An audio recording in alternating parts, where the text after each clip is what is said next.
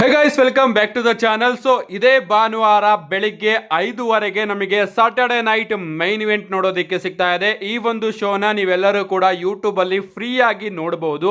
ಯಾವ ರೀತಿಯಪ್ಪ ಅಂದ್ರೆ ನೀವೆಲ್ಲರೂ ಕೂಡ ಯಾವ್ದಾದ್ರು ಒಂದು VPN ನ ಡೌನ್ಲೋಡ್ ಮಾಡಿಕೊಂಡು ಆ ಒಂದು VPN ನ ಕನೆಕ್ಟ್ ಮಾಡಿಕೊಂಡು ಯೂಟ್ಯೂಬ್ ನ ಓಪನ್ ಮಾಡಿ ಬೆಳಿಗ್ಗೆ 5:15 ಸಾಟರ್ಡೆ ನೈಟ್ ಮೈನ್ ಇವೆಂಟ್ ಅಂತ ಟೈಪ್ ಮಾಡಿದ್ರೆ ಲೈವ್ ಆಗಿ ನೀವೆಲ್ಲರೂ ಕೂಡ ಸಾಟರ್ಡೆ ನೈಟ್ ಮೈನ್ ಇವೆಂಟ್ ನ ನೋಡಬಹುದು. ಬಟ್ ಆಡ್ಸ್ ಗಳು ಮಾತ್ರ ಸಿಕ್ಕಾಪಟ್ಟೆ ಬರುತ್ತೆ. WWE ಅವರು ಸಿಕ್ಕಾಪಟ್ಟೆ ಆಡ್ ಬ್ರೇಕ್ ನ ಕೊಡ್ತಾರೆ ಯೂಟ್ಯೂಬ್ ಅಲ್ಲಿ. ನನಗಂತೂ ಕಳೆದ ಸಾಟರ್ಡೆ ನೈಟ್ ಮೈನ್ ಇವೆಂಟ್ ನ ನೋಡ್ತಾ ನೋಡ್ತಾ ತಲೆನೇ ಕೆಟ್ಟೋಯ್ತು. ಶೋ ಮಧ್ಯೆ ಆಡ್ ನೋಡ್ತಾ ಇದೀವೋ ಅಥವಾ ಆಡ್ ಮಧ್ಯೆ ಶೋ ನೋಡ್ತಾ ಇದೀವೋ ಅಂತ ಅನ್ನಿಸ್ತಾ ಇತ್ತು. ಏನೇ ಆಗ್ಲಿ ನಮಗೆ ಯೂಟ್ಯೂಬ್ ಅಲ್ಲಿ ಫ್ರೀ ಆಗಿ ನೋಡೋದಕ್ಕೆ ಸಿಗುತ್ತೆ. ಇದು ಒಂದು ಒಳ್ಳೆ ವಿಚಾರ.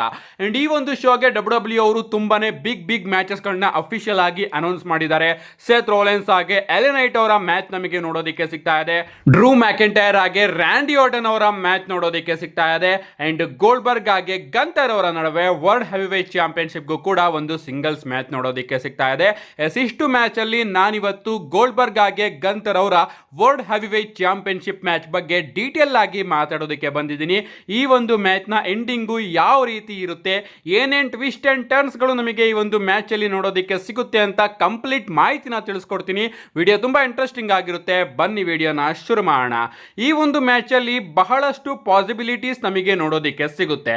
ಒಂದೊಂದಾಗೆ ನಾನು ಈ ಒಂದು ಮ್ಯಾಚ್ ಅಲ್ಲಿ ಡಿಸ್ಕಸ್ ಮಾಡ್ತಾ ಹೋಗ್ತೀನಿ. ನಿಮ್ಗೆ ಗೊತ್ತಿರಬಹುದು ಈ ಒಂದು ಮ್ಯಾಚ್ ನ WWE ಅವರು ಗೋಲ್ಡ್ಬರ್ಗ್ ಅವರ ಲಾಸ್ಟ್ ಮ್ಯಾಚ್ ಅಂತ ಪ್ರೆಸೆಂಟ್ ಮಾಡ್ತಾ ಇದ್ದಾರೆ. ಗೋಲ್ಡ್ಬರ್ಗ್ ಅವರು ತನ್ನ ಹೋಮ್ ಗ್ರೌಂಡ್ ಅಲ್ಲಿ ಅಟ್ಲಾಂಟಾ ಜನರ ಮುಂದೆ ಗಂತರ್ ಅವ್ರನ್ನ ಫೇಸ್ ಮಾಡೋದಕ್ಕೆ ಹೋಗ್ತಾ ಇದ್ದಾರೆ. ವರ್ಲ್ಡ್ ಹೆವಿವೇಟ್ ಚಾಂಪಿಯನ್ಶಿಪ್ ಮ್ಯಾಚ್ ಅಲ್ಲಿ ಇದು ಅವರ ಲಾಸ್ಟ್ ರಿಟೈರ್ಮೆಂಟ್ ಮ್ಯಾಚ್.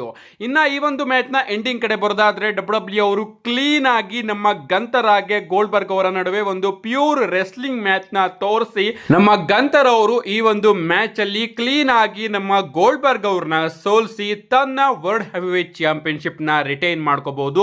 ಅಂಡ್ ಈ ರೀತಿ ಈ ಒಂದು ಮ್ಯಾಚ್ ನ ಎಂಡಿಂಗು ನಮಗೆ ನೋಡೋದಕ್ಕೆ ಸಿಗಬಹುದು. ಅಂಡ್ ತನ್ನ ರಿಟೈರ್ಮೆಂಟ್ ಮ್ಯಾಚ್ ಅಲ್ಲಿ ನಮ್ಮ ಗೋಲ್ಡ್ಬರ್ಗ್ ಅವರು ಸೋಲನ್ನ ಒಪ್ಪಬಹುದು, ಅದು ಕೂಡ ಗಂತರ್ ಅವರ ವಿರುದ್ಧ. ಅಂಡ್ ಸೋತ್ರು ಕೂಡ ನಮ್ಮ ಗಂತರ್ ಅವರು ಗೋಲ್ಡ್ಬರ್ಗ್ ಅವರಿಗೆ ತನ್ನ ರೆಸ್ಪೆಕ್ಟ್ ನ ಕೊಡಬಹುದು. ಸ್ಟೋರಿ ಬರ್ತಿರೋದೇ ಇದೇ ರೀತಿ. ನಮ್ಮ ಗಂತರ್ ಅವರು ಗೋಲ್ಡ್ಬರ್ಗ್ ಅವರಿಗೆ ರೆಸ್ಪೆಕ್ಟ್ ಕೊಡ್ತಾ ಇಲ್ಲ. ಕಳೆದ ಬಾರಿ ಅಟ್ಲಾಂಟಾದಲ್ಲಿ ನಮ್ಮ ಗಂತರ್ ಅವರು ಗೋಲ್ಡ್ಬರ್ಗ್ ಅವರಿಗೆ ಅವಮಾನ ಮಾಡಿದ್ರು. ಅಷ್ಟೇ ಅಲ್ಲ, ಈಗ ನಮ್ಮ ಗಂತರ್ ಅವರು ಗೋಲ್ಡ್ಬರ್ಗ್ ಅವರಿಗೆ ಹೇಳ್ತಾ ಇದ್ದಾರೆ, ನಾನು ನಿನ್ನನ್ನ ಕೇವಲ 3 ನಿಮಿಷದಲ್ಲಿ ಸೋಲ್ಸಾಕ್ತೀನಿ ಅಂತ.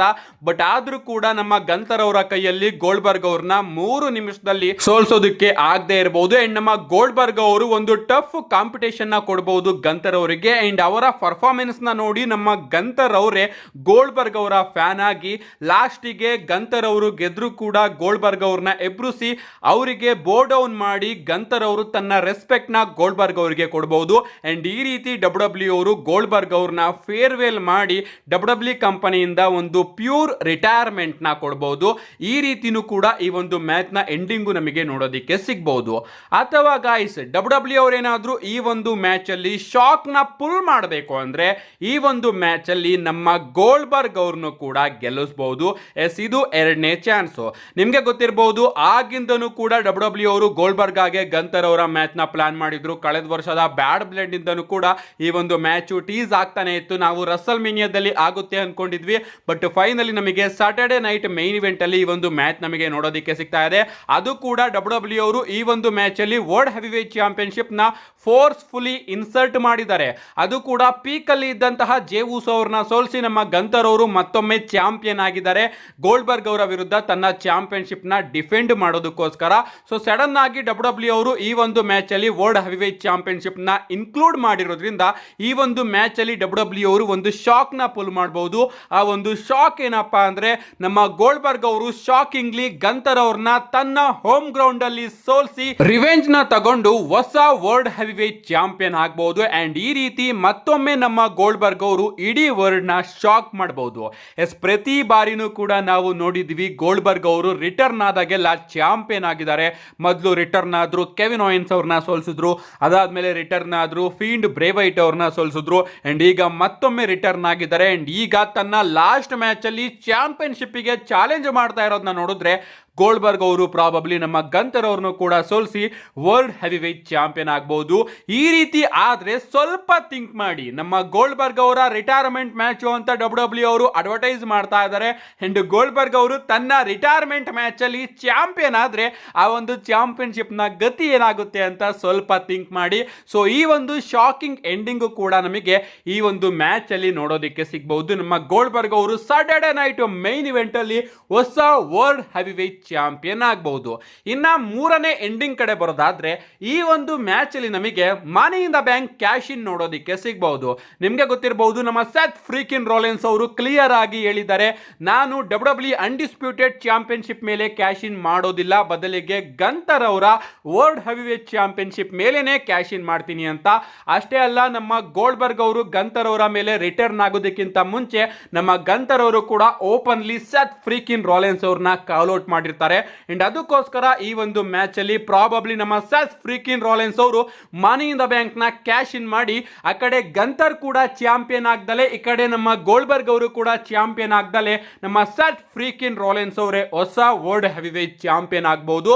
ಅಥವಾ ಈ ಒಂದು ಮ್ಯಾಚ್ ಅಲ್ಲಿ ನಮ್ಮ ಗೋಲ್ಡ್ಬರ್ಗ್ ಅವರು ಎಲ್ಲರನ್ನು ಕೂಡ ಶಾಕ್ ಮಾಡೋದ್ರ ಮುಖಾಂತರ ವರ್ಲ್ಡ್ ಹೆವಿವೇಟ್ ಚಾಂಪಿಯನ್ಶಿಪ್ ನ ಗೆದ್ಕೊಂಡು ಕೂಡ್ಲೇನೆ ನಮ್ಮ ಸೆತ್ ಫ್ರೀಕಿನ್ ರೋಲೆನ್ಸ್ ಅವರು ಮನಿ ಇನ್ ದ ಬ್ಯಾಂಕ್ ನ ಇಟ್ಕೊಂಡು ಬಂದು ಆ ಒಂದು ಮನಿ ಇನ್ ದ ಬ್ಯಾಂಕ್ ನ ಗೋಲ್ಡ್ಬರ್ಗ್ ಅವರ ಮೇಲೆ ಕ್ಯಾಶ್ ಇನ್ ಮಾಡಿ ನಮ್ಮ ಸೆತ್ ಫ್ರೀಕಿನ್ ರೋಲೆನ್ಸ್ ಅವರು ನೈಟ್ ಆಫ್ ಚಾಂಪಿಯನ್ಸ್ ನ as world heavyweight champion leave ಮಾಡಬಹುದು. ಈ ಒಂದು ಚಾನ್ಸ್ ಕೂಡ ಜಾಸ್ತಿ ಇದೆ.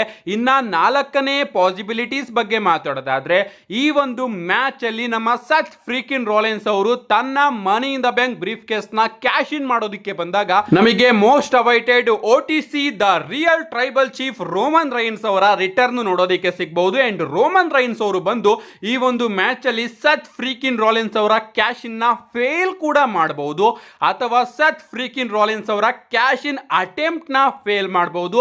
ಅಂದ್ರೆ ನಮ್ಮ ಸೆತ್ ರೋಲೆನ್ಸ್ ಅವರು ಕ್ಯಾಶ್ ಇನ್ ಮಾಡೋದಕ್ಕೆ ಬಂದಾಗ ಅವರಿಗೆ ಕ್ಯಾಶ್ ಇನ್ ಮಾಡೋದಕ್ಕೇನೆ ಬಿಡ್ದಲೆ ರೋಮನ್ ರೈನ್ಸ್ ಅವರು ಸೆತ್ ರೋಲೆನ್ಸ್ ಅವರ ಮೇಲೆ ಅಟ್ಯಾಕ್ ಮಾಡೋದಕ್ಕೆ ಶುರು ಮಾಡಬಹುದು.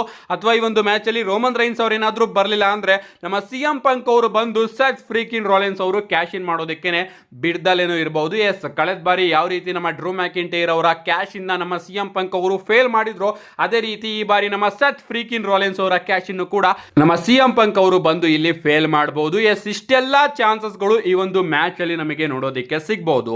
ಒಂದು, ನಮ್ಮ ಗಂತರ್ ಅವರು ತನ್ನ ಚಾಂಪಿಯನ್ಶಿಪ್ ನ ರಿಟೈನ್ ಮಾಡಿಕೊಂಡು ತನ್ನ ರೆಸ್ಪೆಕ್ಟ್ ನ ಗೋಲ್ಡ್ಬರ್ಗ್ ಅವರಿಗೆ ಕೊಡಬಹುದು. ಅಂಡ್ ಅವರ ಹೋಮ್ ಗ್ರೌಂಡ್ ಅಲ್ಲಿ ಗೋಲ್ಡ್ಬರ್ಗ್ ಅವರಿಗೆ ರೆಸ್ಪೆಕ್ಟ್ ಸಿಕ್ಕಿದ್ರೆ ನಿಜವಾಗ್ಲೂ ಅದಕ್ಕಿಂತ ಅದ್ಭುತವಾದ ವಿಚಾರ ಬೇರೆ ಏನೂ ಇಲ್ಲ. ಸೊ ಡಬ್ಲ್ಯೂ ಅವರು ಏನಾದ್ರೂ ಒಂದು ಕ್ಲಾಸಿಕ್ ರಿಟೈರ್ಮೆಂಟ್ ನ ಪ್ಲಾನ್ ಮಾಡಿದ್ರೆ ಈ ಒಂದು ಚಾನ್ಸಸ್ ಜಾಸ್ತಿ ಕಾಣಿಸ್ತಾ ಇದೆ. ಈ ರೀತಿ ಎಂಡಿಂಗ್ ನಮಗೆ ಸಾಟರ್ಡೆ ನೈಟ್ ಮೇನ್ ಇವೆಂಟ್ ಅಲ್ಲಿ ನೋಡೋದಕ್ಕೆ ಸಿಗಬಹುದು. ಅಥವಾ ಡಬ್ಲ್ಯೂ ಅವರು ಏನಾದ್ರೂ ಒಂದು ಶಾಕ್ ನ ಪುಲ್ ಮಾಡಬೇಕು ಅಂದ್ರೆ ಗೋಲ್ಡ್ಬರ್ಗ್ ಅವ್ರನ್ನ ಹೊಸ ವರ್ಲ್ಡ್ ಹೆವಿವೇಟ್ ಚಾಂಪಿಯನ್ ಕೂಡ ಮಾಡಬಹುದು. ಅದ್ರ ಜೊತೆಗೆ ಇನ್ನ ಒಂದು ಶಾಕ್ ನ ಪುಲ್ ಮಾಡಬೇಕು ಅಂದ್ರೆ ನಮ್ಮ ಗೋಲ್ಡ್ಬರ್ಗ್ ಅವರು ಚಾಂಪಿಯನ್ ಆದ ಕೂಡಲೇ ನಮ್ಮ ಸೆತ್ ರೋಲೆನ್ಸ್ ಅವರು ತನ್ನ ಮನಿ ಇನ್ ದ ಬ್ಯಾಂಕ್ ನ ಇಟ್ಕೊಂಡು ಬಂದು ಗೋಲ್ಡ್ಬರ್ಗ್ ಅವರ ಮೇಲೆ ಕ್ಯಾಶ್ ಇನ್ ಮಾಡಿ ಸೆತ್ ರೋಲೆನ್ಸ್ ಅವರು ಚಾಂಪಿಯನ್ ಆಗಬಹುದು.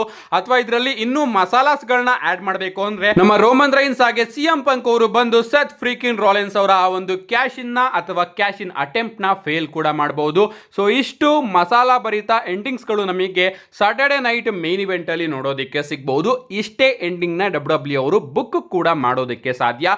ನಿಮ್ಗೆ ಅನ್ಸುತ್ತೆ ಇಷ್ಟು ಎಂಡಿಂಗ್ ಗಳಲ್ಲಿ ಯಾವ ಎಂಡಿಂಗ್ ನೋಡೋದಕ್ಕೆ ಸಿಗುತ್ತೆ? ನಿಮ್ಮ ಅನಿಸಿಕೆನ ಕಮೆಂಟ್ ಮಾಡಿ ಅಂತ ಹೇಳ್ತಾ, ನಿಜವಾಗ್ಲೂ ನಾನಂತೂ ಸಿಕ್ಕಾಪಟ್ಟೆ ವೆಯ್ಟ್ ಮಾಡ್ತಾ ಇದ್ದೀನಿ ಸಾಟರ್ಡೆ ನೈಟ್ ಮೈನ್ ಇವೆಂಟ್ಗೆ.